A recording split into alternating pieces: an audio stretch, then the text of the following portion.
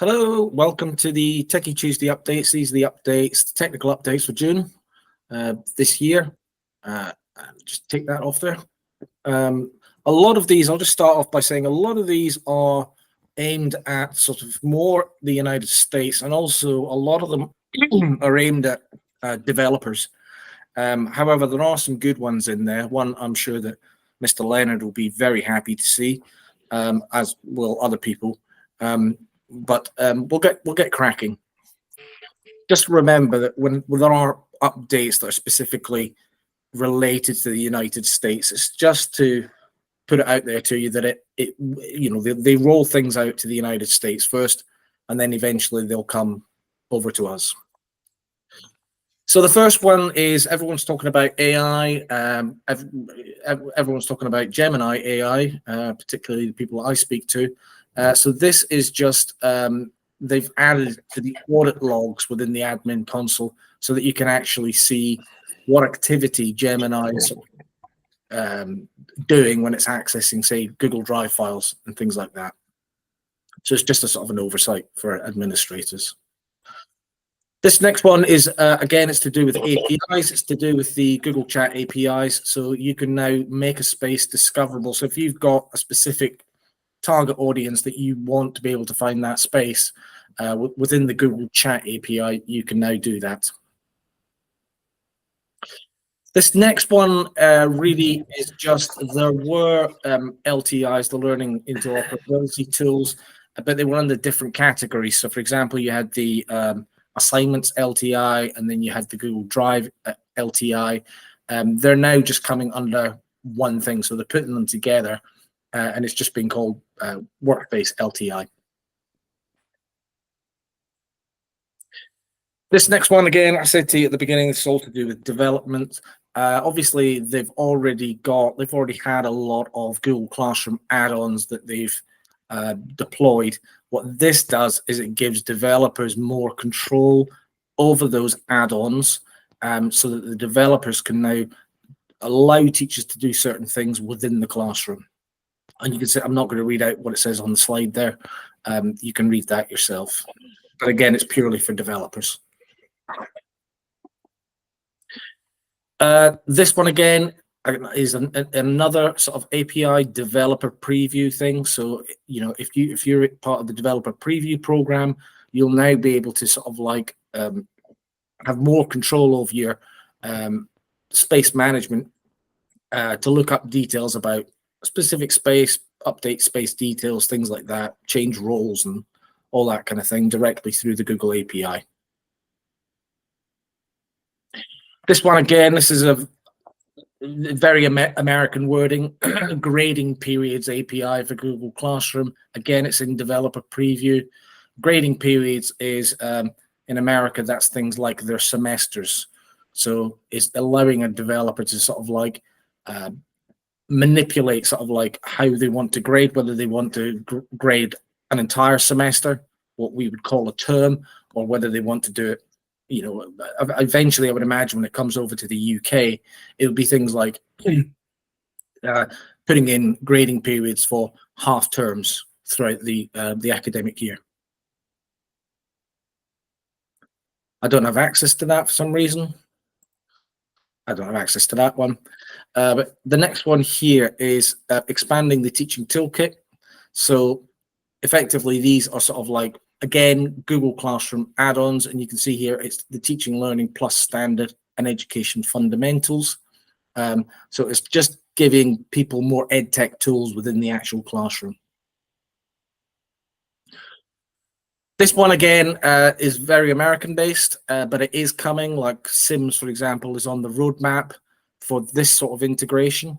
So it's setting up classrooms with what will be British management information systems. Like I say, Sims is on the roadmap.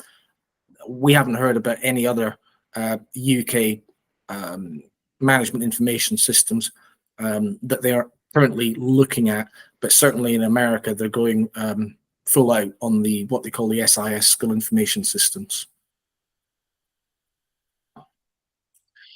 Again, this is setting default class and grading settings for your district. Again, it's very American and it's all based on the SIS. So this is basically, again, linking in with the grading periods that we spoke about, the semesters, the half term of the term, but then also sort of like being able to set class defaults for those specific periods. This one is managing proactively. So this is for your devices. So it's they've got the device hub. So it's basically managing your fleet of devices, and basically now within the device hub, it will allow you to identify potential issues or potential risks with any of the devices that are part of your fleet, and then it'll give you sort of like a heads up as to how to fix them. And again, that's you need to have the Chrome Education Upgrade licenses, obviously, and have the devices rolled within your fleet. This one is to do with applying apps and extensions and things like that. So rather than if you had to deploy, for example, a specific app to a specific group of users, then you can do that you can configure an app or configure an extension to a specific Google group rather than moving them into a different OU in order to deploy those apps or extensions. This is the next one that I thought Mr. Leonard would like. This is now allowing administrators to restrict students from being able to interact with any other student or being able to create their own spaces. So no longer you can turn it off so that students will not be allowed to create their own spaces amongst themselves, which is, I think, a very useful update. This one, again, this is when it comes to if you're making changes within the admin console, this is now sort of like a multi-party approval. So, for example, if you've got, say, 2 or 3 super admins, and they're trying to make changes to something like two-factor authentication or any other change within the admin console, then you can have it so that it's set up so that all of you have to actually agree to that change before it is implemented. And again, that's in beta. And that's standard and plus only. That's not on fundamentals.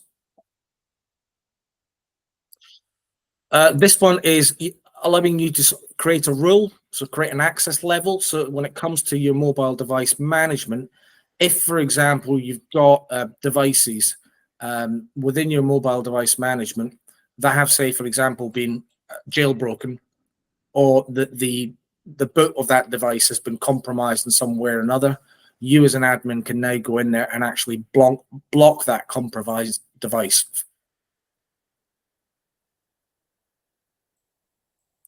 And that's it for this month. There's a nice little GIF of Mr. Bean having a dance at the seaside as the summer's on its way. All right, I'll stop sharing.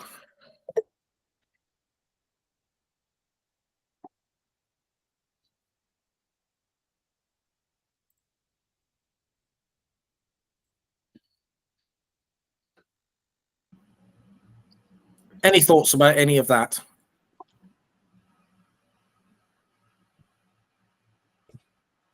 Dave, you must be happy about being able to block pupils from creating their own spaces.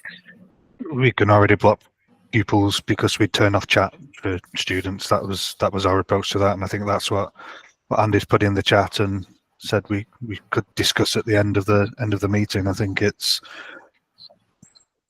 sometimes it's a solution. Do the students need access to that solution, or are there other methodologies of communicating with them? That's what I'm trying to think about here. Does this change mean that I would turn on chat for students? Possibly not. Still, I remain to be convinced that they need that, but others may have conflicting opinions, so I'd be very interested to hear from others. Andy, you wanted to speak about it, certainly. Yeah, what are your thoughts? I think it's one of those that's a real debatable issue, particularly with, safeguarding, giving children a safe area to communicate on, rather than flipping back onto their phones. there's a lot of pros and cons with that. I think some of the pros are the fact that if you do enable it for students, then you may be able to monitor some of their traffic and get an insight into some of their behaviours. That'll probably cause a spike in the focus and alerts for some of the DSL staff, which could be a positive or a negative. I think the way we've approached is the main lines of communication that we want with students is between their teacher and the students, and we have that enabled. To a certain extent, the chat facility within classroom, where they can comment on some of the things that are either in their classwork and have a conversation one-to-one with a teacher or with a class or in the stream. So I think I'm probably in Dave's camp on this one. It's debatable about exactly what the positives are. I'd like to hear from somebody who's been brave enough to switch it on and see what the results are, and hear about how they communicated that with students and what guidelines they gave them. I think it's interesting that obviously we've now got the ability to audit chat spaces through vaults as well. So Yeah. there are greater controls to the tool than there were previously. But again, I think ultimately, I mean, you might catch. I take the point around providing them a safe space in which to learn to use such tools, but I think that by the time they come to us in secondary schools, certainly they're already familiar with using other tools outside of the network, and they're savvy enough to know that if they're going to be discussing something that they don't want school or their teachers, as they would call it, to know about, they would do that on a platform that's extraneous to the school. It's interesting to think about how it combines with the DFE's guidance about not using mobile phones in schools, and therefore would there be some benefit to rolling it out as a methodology of communication between students? And obviously the update alluded to them not being able to initiate contact, but to be able to respond. So it's like all the elements are in place for us to be able to use it as we want, but I'm still struggling to come up with a why. Yeah, I think you're quite right, Dave. I mean, you kind of covered it already. They need to understand the impact of using social media, and if they, behaving appropriately, they need to be able to certainly do it. There was that thing, wasn't there, in the Tanya Byron report, where she used the analogy of a swimming pool. We take kids swimming. There are anti-slip mats, there are handrails, there are signs, there are lifeguards, but we still teach them to swim. The point being that we still teach them to manage the risk. So we have that responsibility, don't we, to make them aware of it. But Google Classroom chat stream, whilst it's not a proper social media chat platform, it gives them a vehicle to practice an appropriate level of language and response to other people and all those kinds of things. And you can also reduce it, can't you? You can reduce it, they can only respond to teachers. So you can have that midway ground when you're first training them. And they'll easily, like you say, Dave, they will easily apply that to other social media platforms. And they'll very quickly learn which bits to put into a Google Classroom chat stream and which bits to put into TikTok or somewhere else, won't they? So it's important that we give them the option, but they don't necessarily need to do it through chat. Yeah, it's good that we've got the choice there, and there's a granularity now in terms of you can maybe turn it on and have limited access for certain groups. I wonder whether FE may use it more than we do in kind of reception up to 16, which is the age range that we teach. So yeah, always good to have that option there and the controls over it.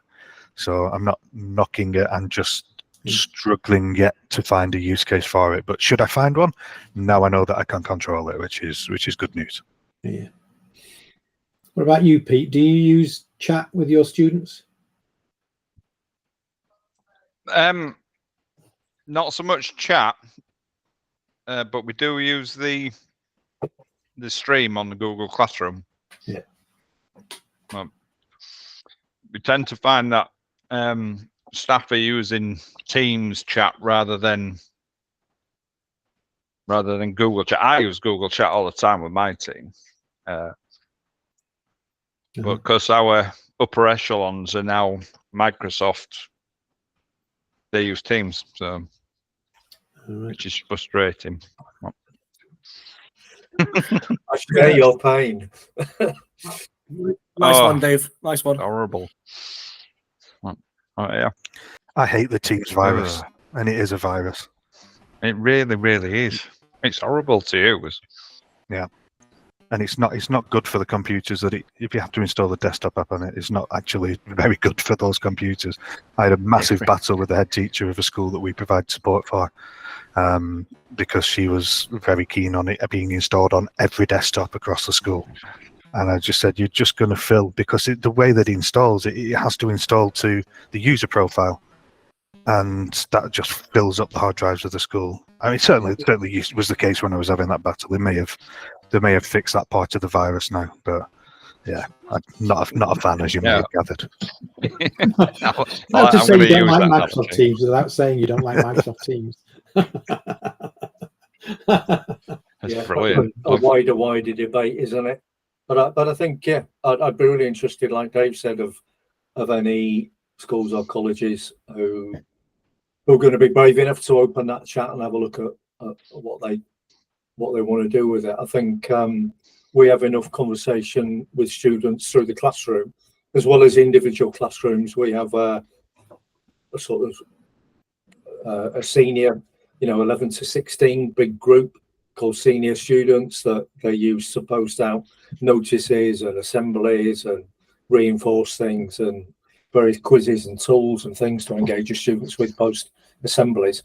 And that's probably enough chat. I can't think of a situation that a teacher would want to have a one-to-one chat with a student outside a classroom. That's the bit that I'm struggling with in my head. Yeah. Or why wouldn't you use classroom? That's I guess the bit that I'm struggling with. If you're running a project, kind of a focused project, the option to share files through the spaces and to assign tasks to people in the project is actually really quite nice.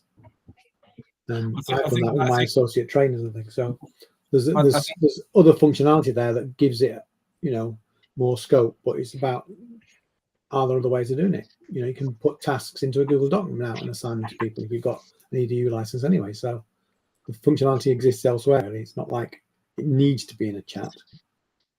I think it was Dave that mentioned, Paul, it's probably more appropriate for FE and HE colleges, because I could see that sort of in particular curriculum areas being very, very useful. Yeah. I mean, we use Classroom, with the staff. We use it for our governors. So all our governor meetings are all held with Classroom. So they use the various topics in there to segregate everything out. And that works really, really well. Likewise, we have a senior staff room where announcements and various things going through there, and the topics again uses it. So I think, but we're a bit like Dave is. We're looking for, some sort of problem area that we could apply this solution to, and we're struggling to do. It's a solution looking for a problem for me. You never know. If we hear somebody who uses it and how they use it, we might all jump on the bandwagon and say, great, yeah. I'd love that. But at the moment, I think I'll stick to Classroom.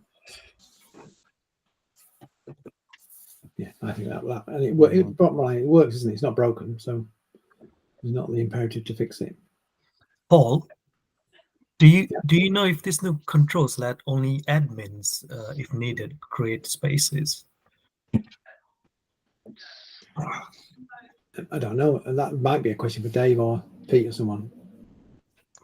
Well, I'm guessing if it's group based, you can configure it how you like. So if it is, I think maybe I'm wondering if James can go back to the slide, because I think there was some indication as to the setup being staff, students, and so on. And I think that was group based. So I think in that case, you can configure it however you like. If you've got a group for your group admins, or group based would be nice. We're talking about the chat, are we? Yeah. Let me just share my screen again. I don't think that's settings live on our domains just yet, so I can't find it myself. because we are trust, and we have some schools which are Google, some are Microsoft. But the Google schools, I've seen they have started creating spaces, the teachers that do use it. But we sort of, as admins, we want to have some naming convention. Yeah. Like a school code prefix to it. Yeah. And I can't control that if I can't control who can create them. Yeah, well, it looks on the image as though you've got users groups and OUs, so you should be able to be tailored to how you like it. Cool. I can't wait. It seems like if that's possible, then it could replace Teams in the Google schools, because they are heavily using Teams as a communication platform. Mhm. Well, yeah, I would say all our Google schools I'm aware of, I think I would say the vast majority use chat for our teachers, those that use chat. Some still aren't even aware of it, I think. And it's just tends not to be on for students. And you can audit what spaces there are, can't you, within chats? So there are reports of that within your admin panel. So you could, is it Ison? Sorry, am I pronouncing your name? Yes, that's correct. Yeah. I always like to check rather than making assumptions. So you could have a look at what spaces have already been created and how many members there are and how active they are, and maybe recreate them based on your approved structure, if you like. Yeah. And then prevent further spaces being created through that setting there. You know, Dave, I always like to do a bit of a promotion, don't you? You know that. So, I'm just wondering, are you in we've got a Workspace Wednesday, Techy Tuesday sort of spaces group, where we've got James and Dave and Andy and various people on there. Just wondering whether you'd want access to that as well. Lots of useful little comments and questions go in there. So something around this. Potentially, you might be able to just ask the group. I've tried setting those spaces up, but I'm having issues with this, and this. And there's a decent number in there who'll be able to give you some feedback straight away. Happy to copy in on that if you fancy it. Yeah, absolutely. Thank you. Yeah. It's the reason it's not being really used is not many people know about it, like someone else said, and it's only turned on for staff. And those who are really keen on using that, they'll find ways to find these tools. But I really want admin controls to have named teams with proper naming convention. Yeah, I'll copy into that group anyway. You can try it, see how you get on, and then if you come back and go, okay, it's working apart from, or whatever it might be, Thanks. there could be one of our techie experts who can help you out. Yeah. Cheers. Excellent. No worries.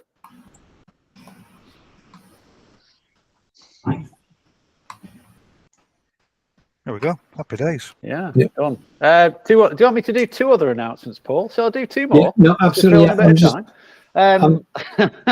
But before you do, just put a couple of links in the Thanks, Paul. in the in-call messages, Ison, about that. The one about the announcement that James was just mentioned, and the one that happened earlier. So there might be answers to your question there about precisely what level of control you've got. That's great. Thanks, Paul. Yeah, a couple of things. Some people may be aware of this. I don't think it's gone out. It's not been pushed out massively yet, but we are doing a back to school event down at Google on the 20th of September. It looks like Andy's aware of this. It's based strongly around sort of AI within schools, but that is something that we're going to be hosting down there. You can get a bit of free food. So, Pete will come along for the potential pickups, like a Google mug. Who knows? I can't promise you anything, Pete. Oh, you know how to talk to me, don't you? Oh. Can you two get a room? You're on Google Meet. We've got rooms. But what I'll do with that is when I send the updates out on Thursday, I'll send a link to it in the sign up page as well. So check it out. See what you think. If you can make it, we'd love to see you there. So that would be fab. That's the first one. Tomorrow, just mentioned in my push out on emails this week, we've got a guest speaker coming to tomorrow's session, which is Tara from CleverGo. We've partnered up with CleverGo now, and she's going to be coming along just to give a quick demo, just explain about the product. And we've got a nice sort of special offer that I believe is exclusive to us as well. So we'll be mentioning that tomorrow as well. So if you get a chance to come along, it's basically is. I think, Dave, you've had a bit of a play around with this. It's a way of, and Andy, you may have as well, a way of getting your younger students, there we go, logged into their Chrome devices with a QR badge, or you may have other students within your organisation that may struggle with passwords or just need a little bit of assistance with that. And rather than teachers trying to remember or reset or whatever you may do, you can get the students onto the devices as soon as, and they're maximising their learning time then. So if you can make it, come along. It'd be nice to see you. Always nice to support people who are speaking at these little webinars as well. So that's tomorrow, usual time, 12.